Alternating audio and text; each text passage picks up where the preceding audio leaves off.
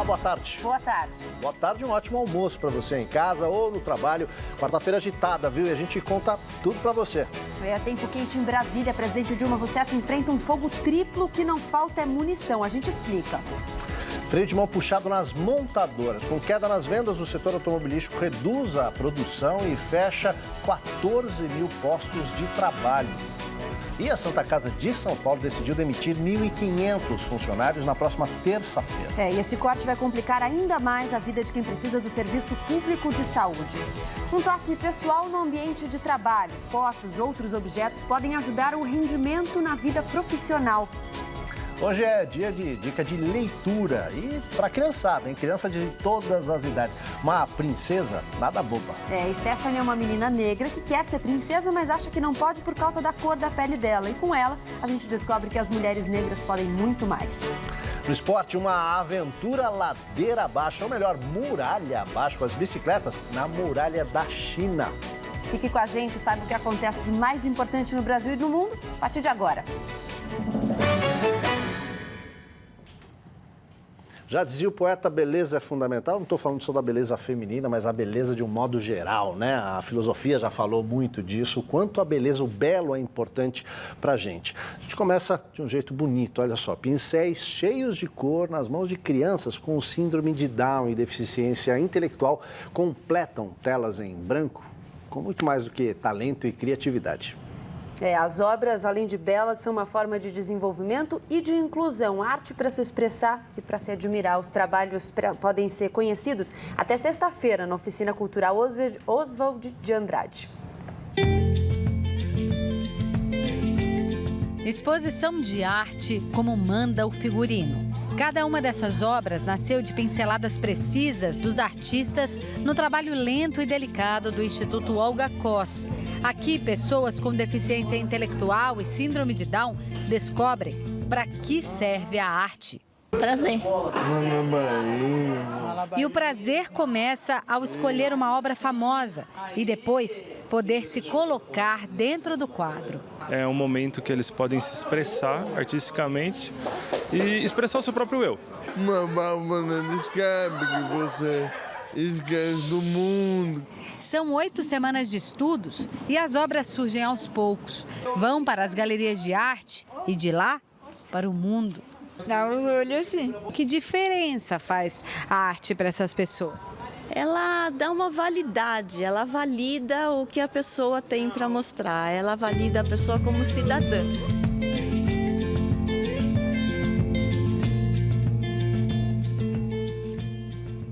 Muito bacana, vale a pena conferir a exposição. Quem são as crianças do nosso país? Como é que elas vivem? Quais os problemas que elas enfrentam?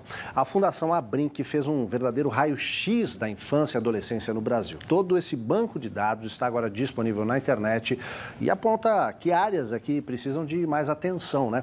Repórter Laís Duarte está na Fundação Abrinq. Boa tarde, Laís. De acordo com esse levantamento, parece que a gente tem mais de uma infância no mesmo país, não é isso? É exatamente isso, viu, Aldo? A gente descobre, através das informações do site, por exemplo, que o Rio Grande do Sul tem um número maior de casos de trabalho infantil do que o restante do país. E que na região norte, por exemplo, 1 em cada 4 mães tem menos de 19 anos. Eu vou conversar agora com a Heloísa Oliveira, que é administradora executiva da Fundação Abrinq.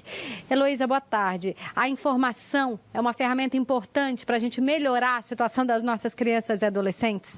Com certeza é importante que essa informação seja democratizada. E esse é o objetivo desse site, colocar no mesmo espaço todos os indicadores públicos relacionados à infância. E, além disso, a partir do site, a pessoa que estiver usando, seja um formador de opinião, ou seja uma pessoa comum, ela vai poder, ao ver uma informação que interessa e que ela acha que interessa a seus amigos, ela vai poder compartilhar através das redes sociais. Então, com isso, a gente vai democratizando o acesso às informações que trazem para a gente quais são os nossos desafios, quais são as questões que ainda precisam ser resolvidas em termos de políticas públicas. Com isso, a gente quer, de fato, dar à informação o valor que ela tem.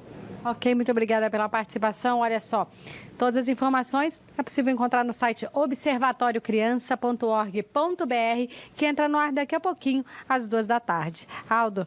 Obrigado, Laís. E certamente essa vai ser uma fonte importante para a gente, de pautas aí, para a gente trazer para você esses retratos todos. Obrigado, viu, Laís? Olha, uma situação dramática aqui em São Paulo. A Santa Casa de Misericórdia de São Paulo vai demitir na próxima terça-feira 1.500 funcionários. A decisão veio da negociação entre a mantenedora, o Ministério Público do Trabalho e os 13 sindicatos que representam os funcionários da instituição. A repórter Adriana Simil está lá no hospital. Adriana, isso certamente vai prejudicar ainda mais a situação de quem depende desse atendimento, não é verdade? Boa tarde.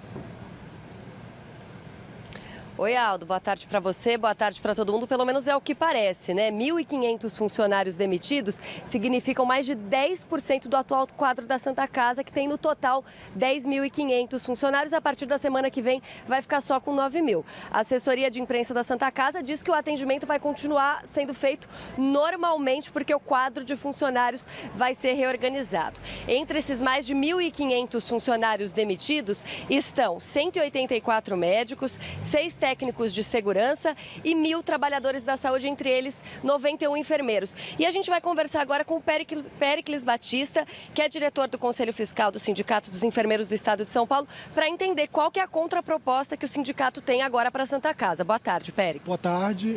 Foi feita uma reunião com a Superintendência da Santa Casa de São Paulo. A proposta que a Santa Casa fez foi uma proposta de parcelamento de verba rescisória em até 15 vezes. Nós, enquanto sindicato, entendemos que essa proposta é abrir mão de verbas trabalhistas e direitos trabalhistas e parcelar, nós somos contra. Nessa proposta não foi incluso a multa do 477, que é a multa por os 10 dias que deveria ser paga a rescisão de contrato. Nós estamos levando isso para a Assembleia na sexta-feira para os nossos trabalhadores, e a nossa contraproposta enquanto sindicato é que algum bem, algum imóvel seja atrelado a essa proposta para que se tenha garantia que a Santa Casa realmente venha honrar com esses compromissos do parcelamento da verba rescisória. Uma outra preocupação de nós, enquanto sindicato, é a sobrecarga excessiva do trabalho com aqueles que ficarão, porque nós entendemos que vai haver diminuição no quadro de enfermeiros e isso vai sobrecarregar aqueles que irão ficar, onde o enfermeiro ficarão em 2, 3 setores e isso precariza a assistência de enfermagem. Obrigada pelas suas informações. Essas demissões, elas são uma tentativa de começar a resolver o problema financeiro da Santa Casa, que tem um rombo de 770 milhões de reais, Aldo. Obrigado, Adriana. Uma situação grave que se estende desde o ano passado, né? Você lembra aqui, inclusive, né, a gestão, a tentativa de sanar essas contas. O dinheiro foi repassado para a Santa Casa, não se sabe ao certo o que aconteceu com esse dinheiro, as contas não fecham e aí o que a gente teme é que justamente vai sobrar para os pacientes que precisam desse sistema público fundamental aqui na cidade de São Paulo, né? Gabriela. Olhe para a sua mesa de trabalho, ela é enfeitada ou impessoal? Especialistas em recursos humanos concluíram que expor objetos pessoais no escritório, fotos, alguma coisinha de decoração, traz benefícios aos funcionários, como aumentar a felicidade, a produtividade e os bons resultados ao trabalhar em grupo. A família acompanha Beatriz nos seus primeiros passos no mercado de trabalho. Como a gente passa muito tempo aqui no trabalho, a gente fica pouco tempo em casa, porque até chegar em casa, até ir para a faculdade, então é uma forma mais de lembrar que a família está sempre com a gente. Fotos e objetos também decoram a mesa de outros funcionários desta empresa de investimentos na Zona Sul de São Paulo. Este toque pessoal deixa os trabalhadores mais à vontade e motivados. Tem um bom resultado, sim. Claro, eu trabalho para eles, né? Dá um gás. Dá, bastante. Nesses momentos assim, que você desvia o olhar, você esquece um pouco da sua correria aqui do dia. Dá mais conforto, né, assim, pra gente, né, de seguir em frente, assim. A gente fica lembrando das pessoas, acho que vai confortando mais mesmo. Um estudo realizado com 3 grandes organizações britânicas mostrou que, sem a personalização dos escritórios, os trabalhadores ficaram apáticos e a produtividade diminuiu. De acordo com especialistas, equipes que podem expor um pouco do seu lado pessoal no ambiente de trabalho formam grupos mais bem-sucedidos, contentes, mais produtivos e com maior capacidade de trabalharem juntos. E profissionais felizes representam melhores resultados. Uma vez que ela traz a família para o ambiente de trabalho, ela também se sente muitas vezes mais confortável, mais à vontade para gerar uma flexibilidade no horário dela. Então, muitas vezes ela consegue estender o horário de trabalho dela em função de estar, consequentemente, em companhia da família no ambiente de trabalho. Só não pode virar uma dica aí para, né, abusar mais do funcionário, só para manter ele feliz. Olha, você está precisando de um reforço no orçamento, que é que não precisa, não é verdade? Quem não? A Receita Federal liberou hoje a consulta ao 5º lote de restituição do imposto de renda desse ano e a de lotes anteriores, né, de quem tinha caído na malha fina. Malha fina que é uma dor de cabeça. Mais de 1.200.000 contribuintes serão beneficiados. Os valores serão depositados no próximo dia 15. Eu quero ver se eu tô nessa.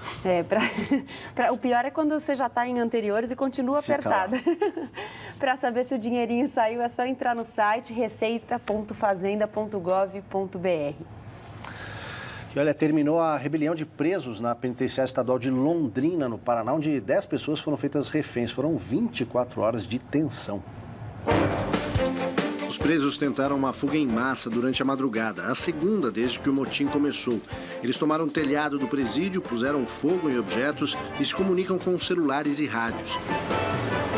Agentes penitenciários foram feitos reféns, mas conseguiram fugir. Atualmente a unidade está com 212 detentos acima da capacidade. No Pará, 5.000 bois naufragaram no porto de Vila do Conde, em Barcarena. Eles eram transportados por um navio de bandeira do Líbano com destino à Venezuela. Desesperados, os animais tomaram a lateral da embarcação. Alguns foram salvos, mas muitos morreram afogados. Os tripulantes foram resgatados sem ferimentos. As investigações vão apontar o impacto ambiental e o que causou o acidente. Pela primeira vez nos últimos 5 anos, o volume de água no sistema Cantareira, em São Paulo, é maior do que o do ano anterior. E isso aconteceu porque o inverno na região foi o mais chuvoso desde 2009. E setembro teve a maior quantidade de chuva para esse mês dos últimos 19 anos. Mesmo assim, o sistema ainda opera no chamado volume morto, abaixo do nível normal, com apenas 16,7% da capacidade. Crise no setor automotivo. O mês de setembro foi o pior para a produção de veículos em 7 anos. A produção de carros, caminhões e ônibus caiu mais de 42% com relação a setembro de 2014. Em comparação a agosto deste ano, a queda foi de 19,5%. A isso somam-se 8 meses de recuo na produção em 2015. A alta aconteceu somente em janeiro. O abismo na produção reflete a baixa nas vendas. O licenciamento de veículos no mês passado teve mais de 32% de queda na comparação com 2014. No comparativo com o mês anterior, recuo de 13,5%. A consequência disso, 14.000 postos de trabalho foram fechados. O baque só não foi maior porque as exportações apresentaram um crescimento de pouco mais de 12% ao ano. Vamos falar de Brasília, quarta-feira tensa por lá, né? A presidente Dilma Rousseff está hoje no meio de um tiroteio danado, de um fogo triplo, né? É verdade, olha, bota atenção nisso. O que não falta é munição, é tiro para todo lado. A gente vai aqui para o telão, porque vale a pena entender bem como é que está esse xadrez político em Brasília.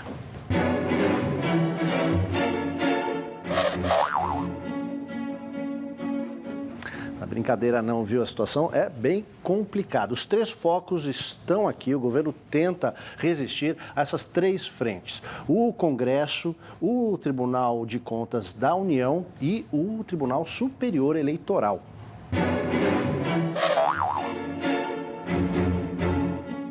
No Congresso, o governo já sofreu uma derrota importante ontem, quando eles deveriam votar os vetos da presidente Dilma à pauta bomba, que aumenta os gastos federais. Mesmo distribuindo ministérios, Dilma não conseguiu apoio da própria base aliada, que bateu em retirada e não deu quórum à votação ontem. O que o Planalto esperava era que a votação conjunta entre a Câmara e o Senado aprovasse os vetos. Detalhe, hein? Olha, eram necessários 257 deputados para que a votação começasse, mas só 100 196 estavam presentes.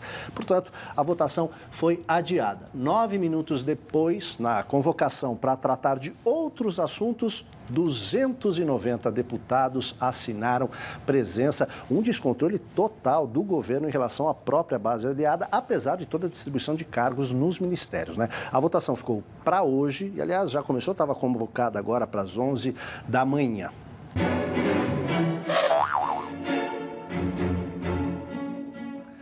No TCU, Tribunal de Contas da União, o governo enfrenta o julgamento das contas do ano de 2014. A acusação é aquela das tais pedaladas fiscais. O uso de 40 bilhões de reais de recursos de bancos públicos para bancar programas sociais como Minha Casa Minha Vida, o Bolsa Família, Seguro-Desemprego. É bom dizer que governos anteriores, Fernando Henrique Cardoso, Lula, também usaram esse recurso, mas em menor escala. A tendência é que o TCU rejeite as contas, o que aí daria munição para o impeachment que seria votado no Congresso. Por isso o governo quer ganhar tempo, né? A Advocacia Geral da União, a gente noticiou isso nos últimos dias, tentou adiar o julgamento com o pedido de afastamento do ministro relator do caso, Augusto Nardes, esse que você vê aí, mas a corte manteve o julgamento para hoje, aí o governo recorreu ao Supremo Tribunal Federal para conseguir o adiamento. O STF ainda não respondeu e agora Nardes sofre novo ataque. Ele é acusado pela Polícia Federal de ter recebido mais de R$1,5 milhão de uma empresa acusada de fraudes fiscais. Diante disso tudo, a oposição diz que esse é um jogo do Planalto para enfraquecer o julgamento das contas do governo.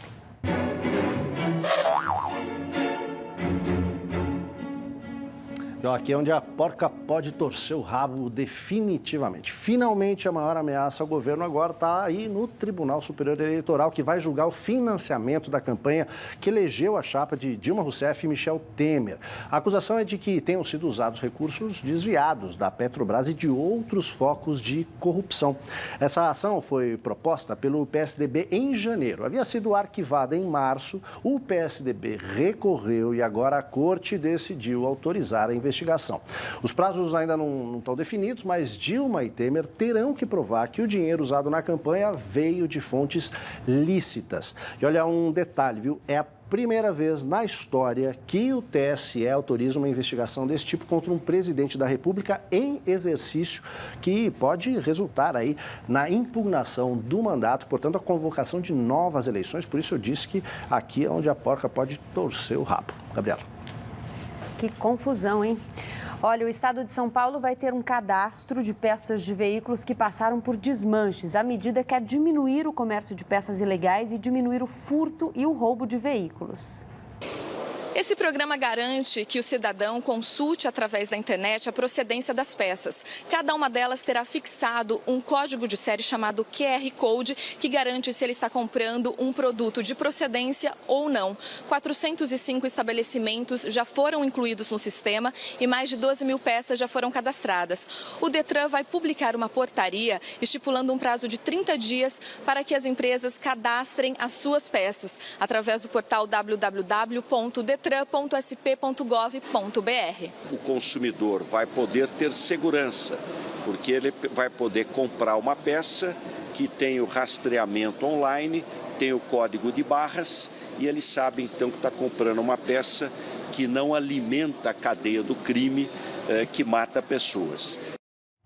Isso aí, minha gente, com código de barra ou sem código de barra, o barato sai caro, hein? Não compre essas peças se não tiver procedência exata, se não conhecer, porque você vai estar fomentando o crime. Cuidado, hein?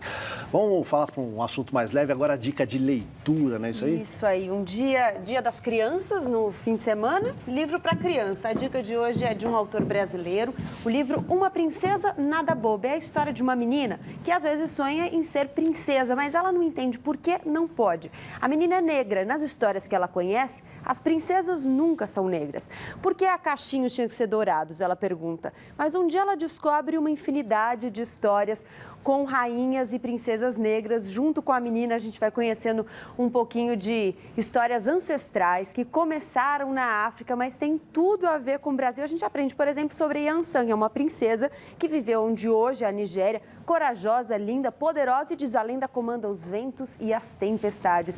E olha, só para terminar, hoje a dica é dupla, eu dou uma indicação super rápida que vale a pena. O site, agora sim, a gente tem as imagens aí, o programa Super Libres, da Sesc TV, dá para ver pela internet, o canal deles no YouTube, são episódios sobre livros, autores, literatura, é muito bacana, dá para perder horas no site. Os capítulos maiores são autores falando sobre alguns temas da literatura, mas tem também os menores, a gente aprende até, por exemplo, quais são as funções de cada pessoa que faz o livro, quem faz a capa, quem faz a arte, as ilustrações, é muito bacana, vale a pena, viu? Muito legal. Vamos para o intervalo rápido? Intervalo rápido, na volta Nobel de Química vai para cientistas que descobriram mecanismos naturais de corrigir defeitos no DNA que causam câncer. E mais, hein? Uma descida insana, 2 rodas e muita coragem para vencer a muralha da China. A gente volta já.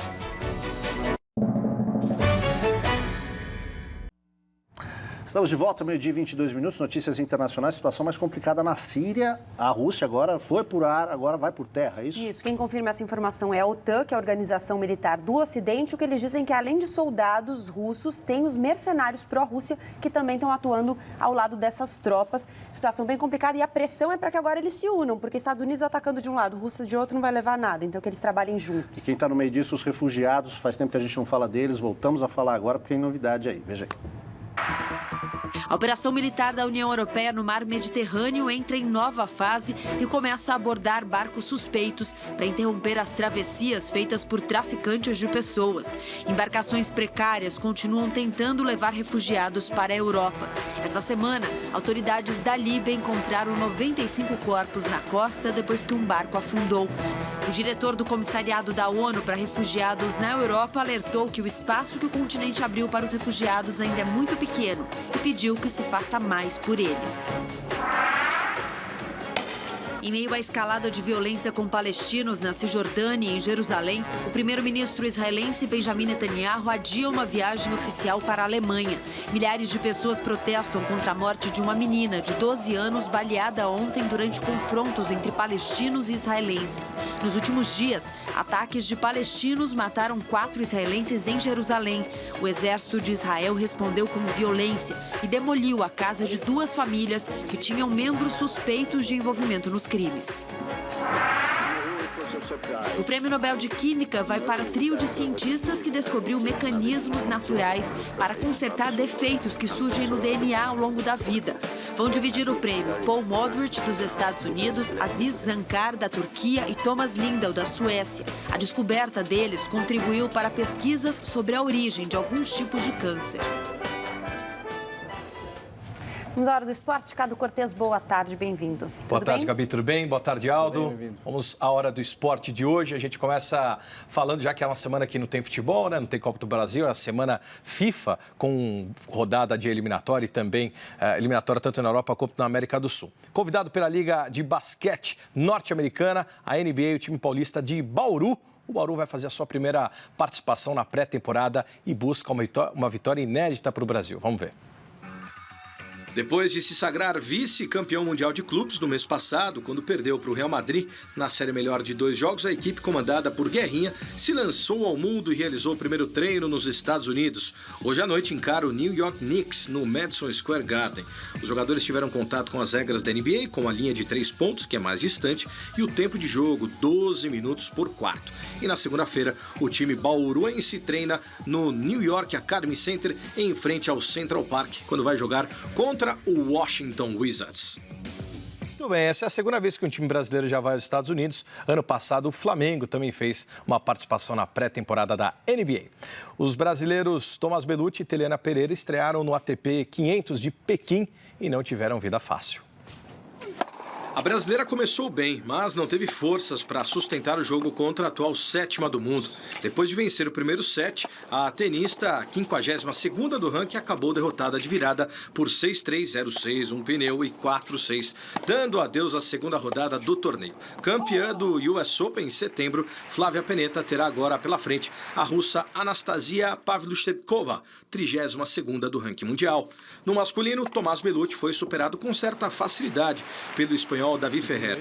O atual campeão do Brasil Open, o espanhol 7º colocado no ranking da ATP, passou à frente agora do seu compatriota, o ex-número 1 do mundo, Rafael Nadal, na lista dos melhores do planeta, com a vitória para cima do paulista de Tietê. O placar contra o brasileiro ficou em 2-0 para o europeu, parciais de 6-4 e 6-3. O jogo durou 1h26 em quadratura. Muito bem, já está confirmado, a gente estava vendo aí os tenistas, falamos do Davi Ferrer, Jo-Wilfried Tsonga, o francês, deve participar da próxima edição do Brasil Open, também outro tenista top 10. Uma prova de mountain bike downhill, morro abaixo, nas muralhas da China. Aconteceu, vamos ver. Uma prova que colocou corajosos ciclistas para descerem os 999 degraus na muralha da China. Apesar de pensar, esses caras são uns loucos somente. Não. Tem muita técnica envolvida. Para encarar esse desafio, amigo, aí sim, tem que ser um pouquinho louco e bom na bike.